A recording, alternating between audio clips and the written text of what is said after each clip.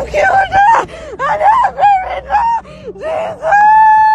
Jesus! Hi everybody, I'm Dr. Heidi Charles, and this is the Health Gospel, where we talk about things that affect us, our health, whether it's emotional health, physical health, spiritual health, psychological health, everything health, the complete well-being of a person. That is what we talk about here. And today I'm going to be talking about who is a rapist. Who is a rapist? That is the topic for today.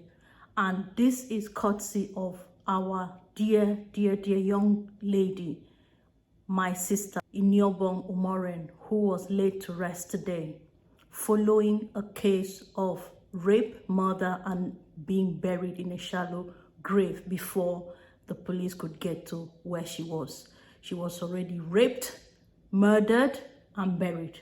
The alleged criminal is still somewhere. I hear that the latest today, I hear that he has committed suicide in the police custody. Somebody is in the police custody, and we are told that he committed suicide. Anyway, this is all the bullshit that goes on when such things like rape happens. You know why? This is why criminals will never be brought to book. This is the reason the criminals will never be brought to book, because of who is the rapist. Who is the rapist? A lot of you have definitions of what a rape is. A lot of you have fancy definitions of what a rape is. I want to tell you who a rapist is in my country, Nigeria. A rapist, number one, is a pastor or an imam or a prophet or a bishop, somebody in a place of quote and unquote spiritual authority, who has lied to a mother that the daughter is possessed, that the daughter needs some spiritual cleansing, and the mother ignorantly takes this daughter to a pastor, to the prophet, for deliverance from this demonic possession, quote and unquote. And the pastor, the imam, the bishop, the prophet rapes that girl in the name of deliverance. That is number one rapist, and there are so many, high, low, medium, all through the society. In Africa, let me not say Nigeria, in the whole African continent, these are pastors who parade themselves as representatives of God, but they are criminals. They are liars. They are very deceitful. They lie to the parents, and they take these young girls and they rape them. They rape them in the name of God. That is number one rapist. There are so many everywhere. And this is why, because they are placed in high positions, they have been the people that people respect and adore. This is why they would never be caught and brought to book. Number two, rapist. There are people who are in positions in the company, in government parastatals, like CEOs, managers, bosses, directors, whom a young girl is working in your office, very hard working, and it is time for her promotion. And you say, until she sleeps with you before you can promote her, until she sleeps with you before you can give her due diligence. That is a number two rapist. And you say to them, a young girl has brought a brilliant credentials to you, applied for a job, she is qualified, she's gone through the interview, she's done brilliantly well, she is a good fit for your company. But what do you see? You sit down there and you say to the young girl, until you sleep with me, you will not get this job. I am the last bus stop. That is rape, because even if she comes and sleeps with you, it's against her will, because she hasn't voiced it out, doesn't mean she accepts it. She's only accepting it because of the society that they live in, where they are desperate and helpless and nobody to help them. So she comes and lies there, and you ride on her like a horse and you destroy her because you are a rapist. Number three, all you teachers, lecturers, professors, whatever you are, in institutions that are supposed to be institutions to mold young people to become leaders of tomorrow, what do? You tell a young girl that I I am the teacher here. I am the authority here. And if I say you pass, you pass. I will fail you on this course until you sleep with me. And this young girl comes and submits herself to you, and you sleep with her. Not once, not twice.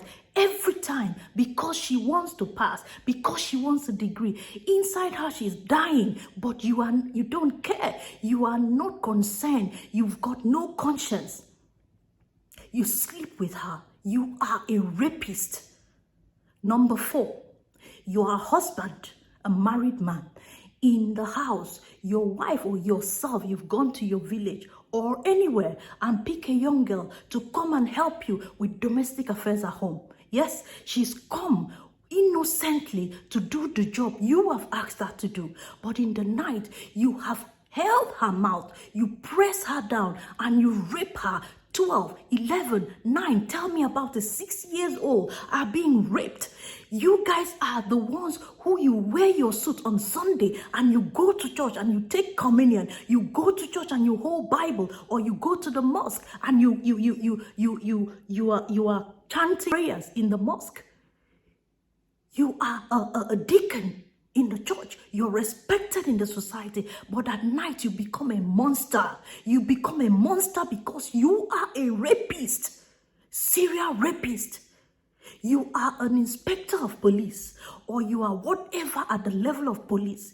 You are one of those. When they bring these young girls, you are part of those that rape them, because I don't know what you guys take interest in the private part of a woman or a young girl who is crying.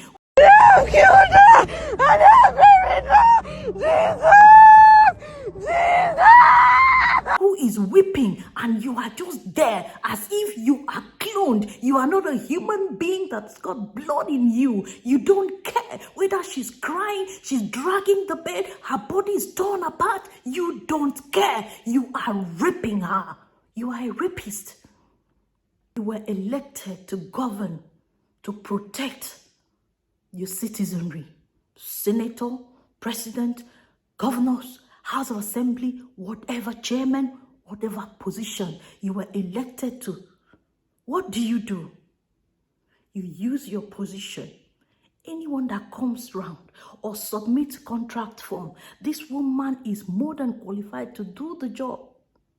You give her address of a hotel room to come and meet you. This is the last part of the process. And she comes, she lays there. She feels her body being devoured. She feels that her body is worth nothing. She feels that she worth nothing. Let me tell you, you are a rapist. You are a rapist. And you're grooming young boys. Instead of you to lead, you're grooming them to take over you as psychopaths and serial rapists. Example, Udwak, the one that raped in Yobon. Somebody groomed him. Somebody taught him the trade, and he became even worse than his masters. You are rapists, all of you. And let me tell you, the cry that Inyobong Omoren cried, that is not just cry for Inyobong. That is the cry for all the rape girls, all the victims that you have raped. That is the cry of their heart.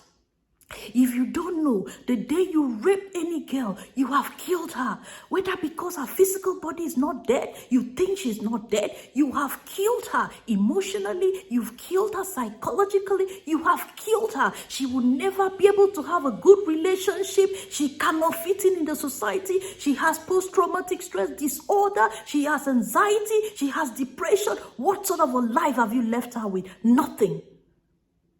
Nothing. And this cry will haunt all of you for the rest of your lives. You think that you get away with it. There is somebody that watches over all of us, and he knows who you are. You can cover the law. You can play with the law and the police. You can cover the crime scene. You can cover the case again and again. But let me let you know, your end will not be well.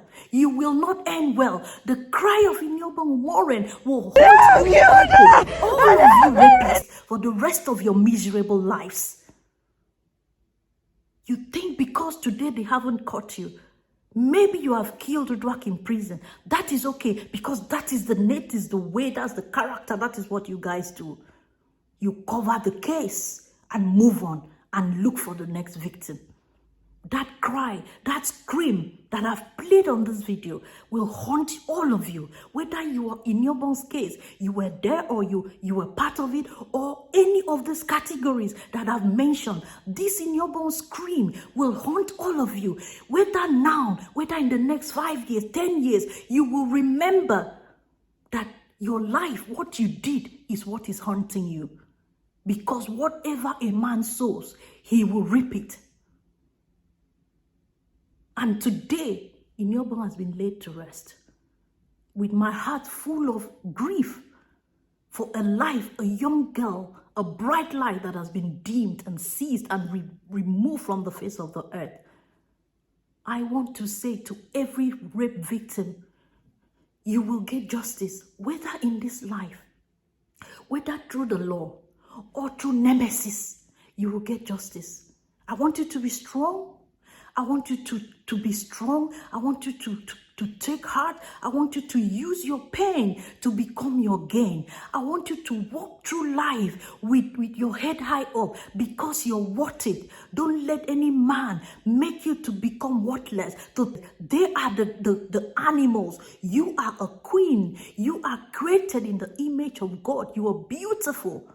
So don't let the past, whatever has happened to you, make you not to fulfill the purpose in which you were created. This is the health gospel. If you haven't subscribed to this channel, please do so, because we'll be bringing you more of these videos. Thank you so much for watching. Bye for now.